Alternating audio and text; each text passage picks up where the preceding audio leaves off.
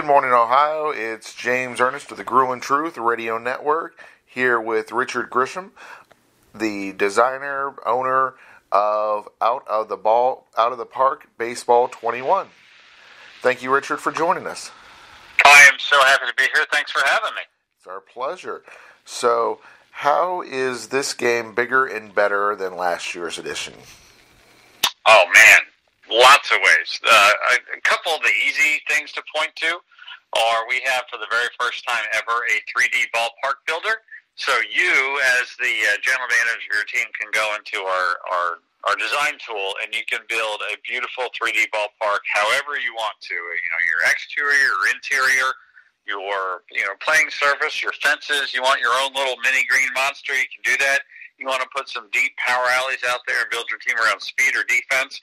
You want grandstands like the old Tiger Stadium, or do you want some crazy statue out in center field like the Marlins used to have? All of that kind of stuff is available to you. So that's one of the big things, and that's something that has been asked for years, and we were finally able to spend a significant amount of time to do that and make that happen. So that's one big thing.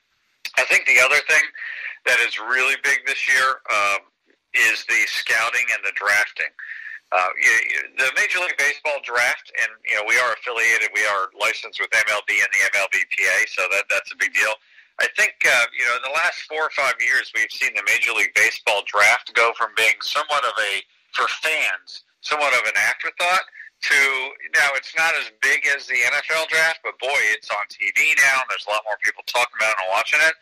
So we've invested a lot of time and effort in making the draft and the scouting really significantly bigger. So we have on our draft page, you've got mock drafts, and you've got all sorts of tools available to you, and things that you never had before. And with scouting, you have the ability to really get into incredible detail with what you want your scouts to do, how they want to do them, how you want to focus, things like that. This is the kind of stuff that people who love out-of-the-park baseball really they go nuts over, because, out-of-the-park baseball has always been about depth and authenticity, but you add stuff like this into it, and it really, pardon the pun, it really changes the game. Exactly. I mean, some great new features. I mean, it sounds like a remarkable. I mean, the game was already amazing to begin with, but just like you said, the depth, the realism in the game is just so phenomenal. So with the ballpark creator, are there any limitations? Is it like you can only spend so much on your stadium, or how do you determine what you can and can't do with the stadium? Well, right now, it's not... We don't sort of have there's not a price tag associated with it, but there are constraints. So, you can't build what's sort of outside the constraint engine of the ballpark builder, right? So you can either say it's a major league or a minor league, and that sort of defines like the size of it. Now, this is Ballpark Construction Kit 1.0. We are going to be adding to it and supporting it all through the year and into the future. And we are going to be integrating certain other features into it. So, for example, right now you can just go in and build your ballpark, but there's very likely between now and the end of the year, if you're playing in a certain type of a mode, you have to be successful, you have to be generating a certain amount of money, to be able to build your own ballpark, for example. But for right now, just out of the gate, we didn't want to put those constraints around anybody because so many people wanted to play with it. We just let you go ahead and do it. But we're going to work it into the storylines and the finances over the course of the year for sure. Why is the choice of camera angles so important to the gameplay? Well, some people love to actually manage the games or watch the highlights, right? Like, if you're a general manager, you can simulate through a day or a week or a month in just minutes. But some people want to manage the game, and some people want to watch the highlights. So camera angles are important because up until, this year, you could only sort of see one view. Now you can have a view before the pitch, during the action, and then afterwards. So we've seen a lot of people really happy that they can make their viewing of the 3D in-game action much more dynamic, much more attuned to how you want to view a game. And again, like to some people, it's not a big deal. To other people, it's huge. And when you have as many different types of players of your game as we do, You're never going to get everybody completely aligned on everything. But on the other hand, the more that you can sort of, you find what people like to do and what they request, you try to do everything you can to make that happen. So that's where the multiple camera angles and following the ball comes from. You mentioned the importance of drafting. With that, what are the new features that help with the drafting? Well, the mock draft is big because then you're on your draft board, you got your draft set up, you're waiting to pick. You go look at the mock draft, it gives you an idea as to where people are going. We didn't have that before, and it may sound like a small thing, but it's actually really, really helpful to sort of see, well, where did the baseball writers think these guys are going to go? Also, being able to look at future draft classes is really big because, you may be on the fence about a certain position or a certain player, but if you're able to go and say, hey, well, actually, next year this number of players are coming at this position, and the following year this number of players are coming at this position, or, this guy who was going to be in the draft now went to college is now going to be eligible in 2 years. Things like that. Again, lots of details, but these are the kind of things that real baseball general managers use on a daily basis. And so for us to get those in there for the draft is a big deal and has been met with so many happy people. I mean, my goodness, people have been thrilled with the upgrades to the draft as far as what they can do and how they can look and how they can look at the future as well as the past, right? A lot of people play 10, 15, 20 years and longer, with the franchise. And so not only can they look to the future, but they can also look at their past draft history and see where they succeeded and where they might have, swung and missed, for lack of a better term. So with that, another really great features is the game flow. I've been really impressed by that. Tell us about that feature and how it keeps the players on track. So game flow is really about making it easy for anybody to play out of the park baseball. It's a deep game, and if you've never played it before, it can sometimes be a little intimidating as to exactly where you're supposed to go and what you're supposed to do, right? Because you're looking at the home screen, and you can look at your roster, or you can look up your lineups, or you can look at your pitching rotations, or you can look at the upcoming schedule, or you can look at your finances, or you can look at your scouting, or you can look at who the free agents are available. Like, there's so many directions you can go. So game flow is just basically, it's a big green button that says, okay, hit this button, and we'll tell you what the most important thing that you need to do is next.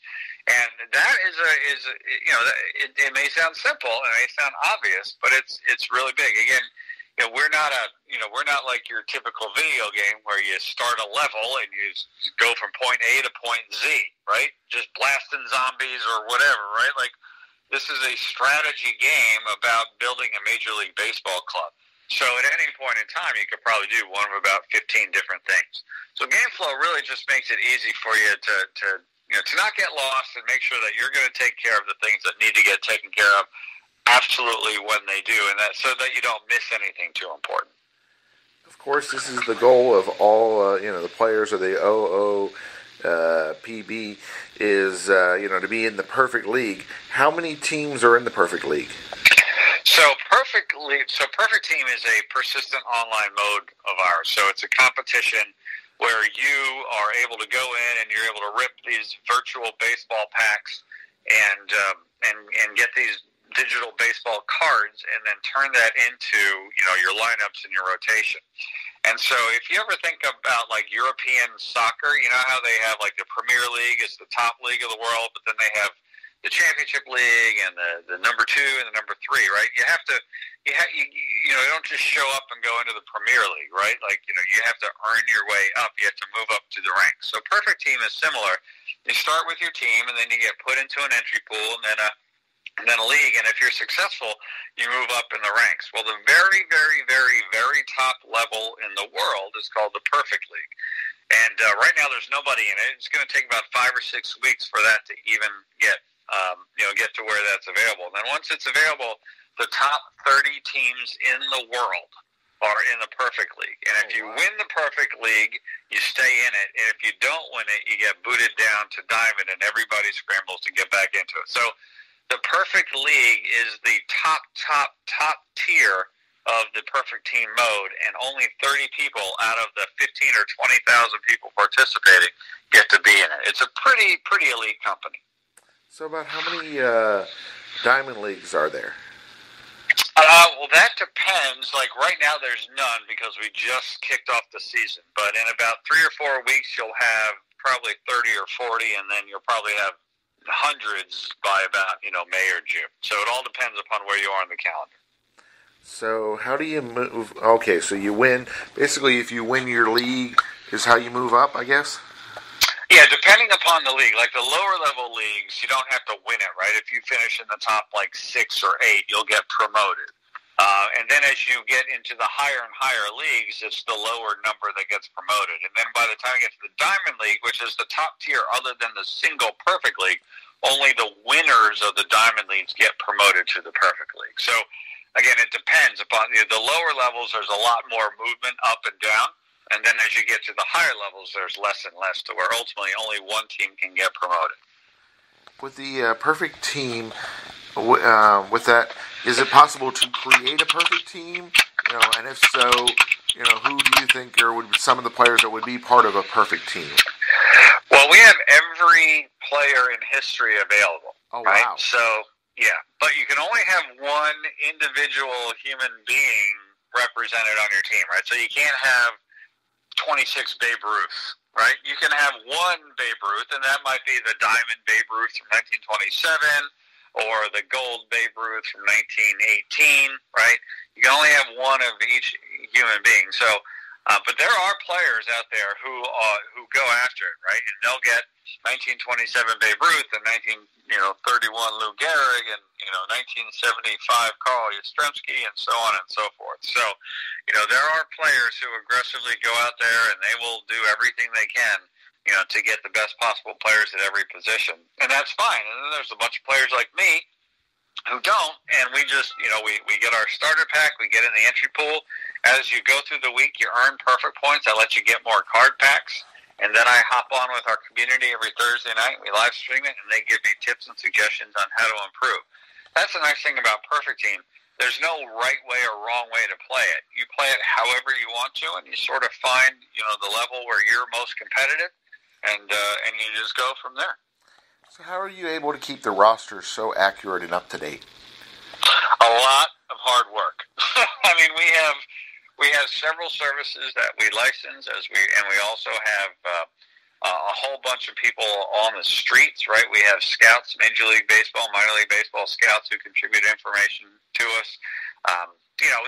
There's lots and lots and lots of sources, and it's constantly being upgraded and analyzed. We have a great community as well. So there's just lots of different places and angles for information, and we built we think a pretty successful process to distill that information and put it into the game to have the best possible representation. Doesn't mean we get everything right.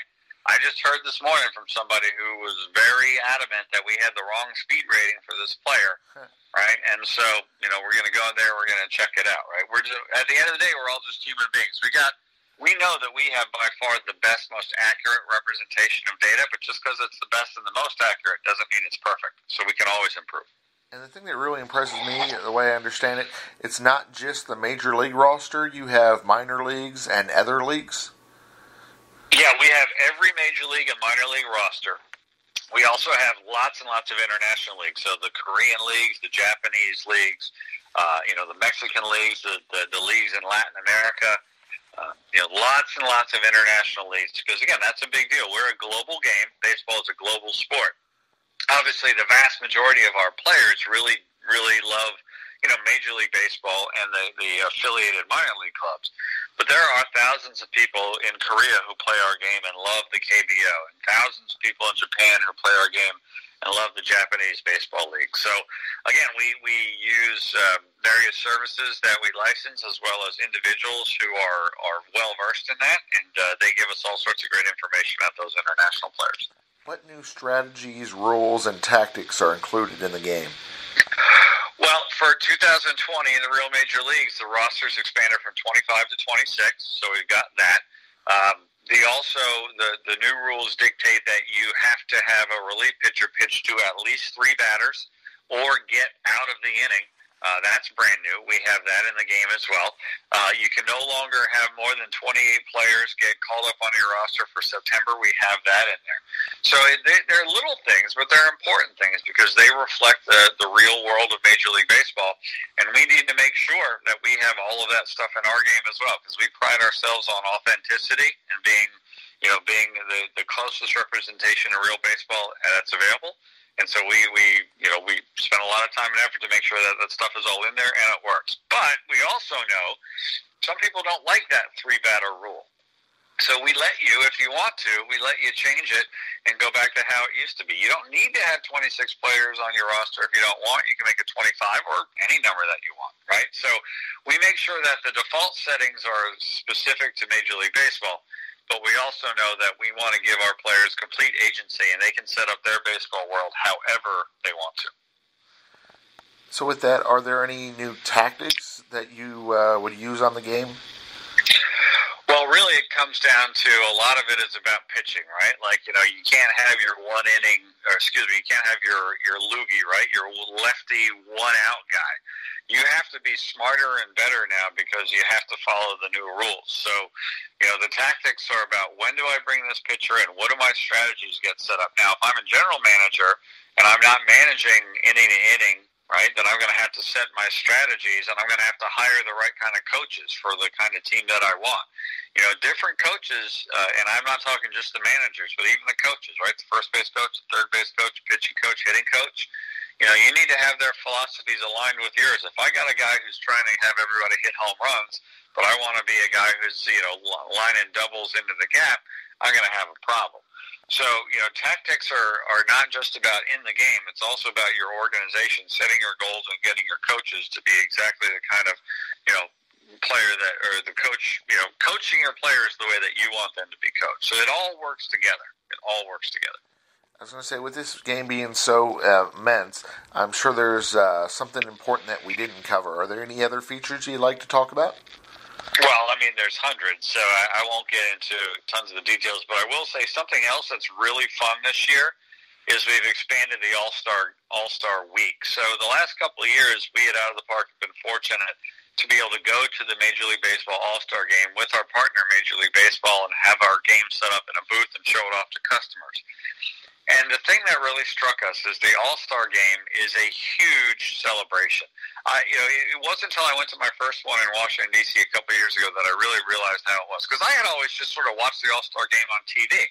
I didn't realize how wonderful of an in-person event it is. It's basically a giant party, a giant celebration of baseball with fans from every single team coming together just for fun. And it's the most wonderful, positive experience I'd ever had. And we realized we didn't do the best job of sort of representing that. So we added to the All-Star Week, we added the Futures Game, which is a big deal. We added the Home Run Derby, which is a fun little mini game to it. Just so that we could sort of make sure that we communicated to our fans, how great the All-Star Game is. So we wanted to make that better this year, and we did that. So that's another example of some fun new stuff this year. Where on social media, where on the web can our listeners find out more about Out of the Park Baseball 21?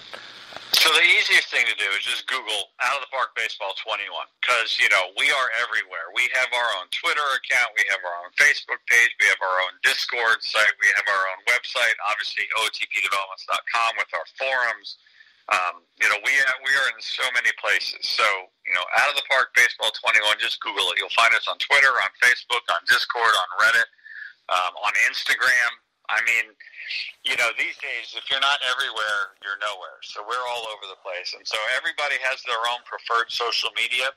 Some people are Twitter people. Some people are Facebook people. Some people are Instagram people.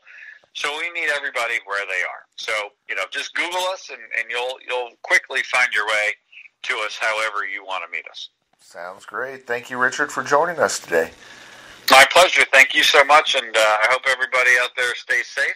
And hopefully Out of the Park Baseball 21 shines a little ray of sunshine into our lives until we get the real baseball back, which can't come soon enough. Sounds great. Thank you.